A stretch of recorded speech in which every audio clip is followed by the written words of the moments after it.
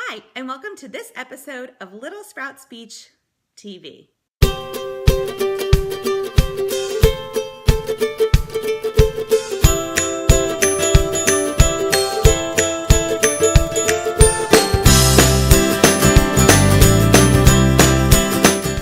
Grab your pen and paper because today we are talking about how to help your child make friends and keep them. And before I jump into our 3 tips, I just wanted to give a little disclosure that I don't know who the teacher is that put this strategy into place. I also don't know who the parent is that wrote this fabulous letter sharing the strategy. So if anybody knows as I'm explaining it, please let me know so I can give credit where credit's due. Basically, there's a teacher who, after Columbine, created a strategy to figure out who the lonely kids were.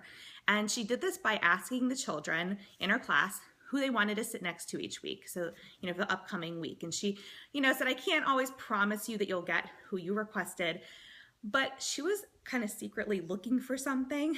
And I have to give her big props because what she was looking for is pretty genius. And that's going to be tip number 1 is, you're asking the child who they want to sit next to, but then you're looking at patterns from week to week.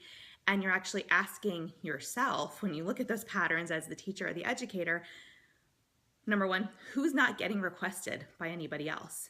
Who doesn't even know who to request? Who never gets noticed enough to even be nominated as somebody that another child wants to sit next to? And who seemed to have a million friends last week, but no friends this week? So she was looking at finding patterns and answers to these questions. Tip number 2 is to know why she was even asking these questions, or know why we as educators, as parents, as teachers, why would we want to know the answers to these questions? Well, she was looking for the lonely children who are struggling to connect with other children, those not really sure how to interact with other kids, right? Which ties into how to make friends and how to ask a friend for something, or even ask a friend if they want to sit next to you, something as simple as that. And it also helped her pin down bullying, who was doing the bullying, who was being bullied. And I think this is really genius and actually our responsibility as educators and people who work with children, because oftentimes kids don't have enough of a voice, even if they can speak, to speak up for themselves, especially if they are in that situation, in elementary, middle, or high school. So just something to think about, but knowing why you're asking those questions is really important.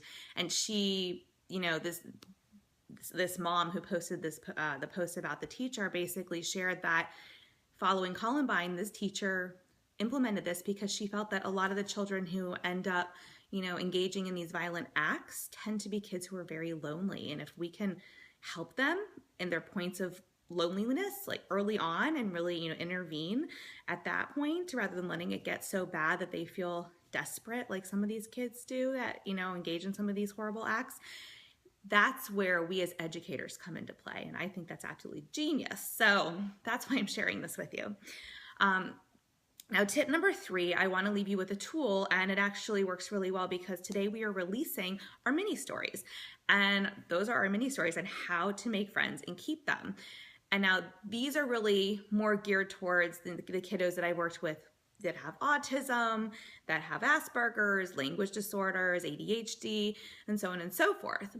But these can be used with any child. They have pictures that match the writing, that explain what to do. They're very simple, and they're a great jumping off point for how to learn to interact with the other kiddos that these children, come into play with every single day. So what I wanted to just point out is that what this teacher is doing is figuring out exactly who needs that help and who needs to be taught how to make friends. And that, again, is exactly what we're doing with these mini stories that we released today. So I will go ahead and link those below for you guys, but let's review really quick.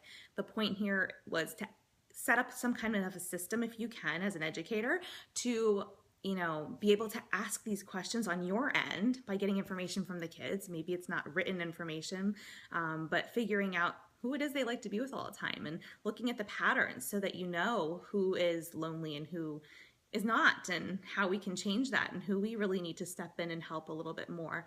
Knowing why you're asking the questions. Again, that was because we were trying to figure out who are the lonely kids that need a little more help. And tip number 3 is pairing it with our strategy of using the mini stories that I'm linking below. So I look forward to talking to you guys same time, same place next week. This is Hallie Balkin signing off.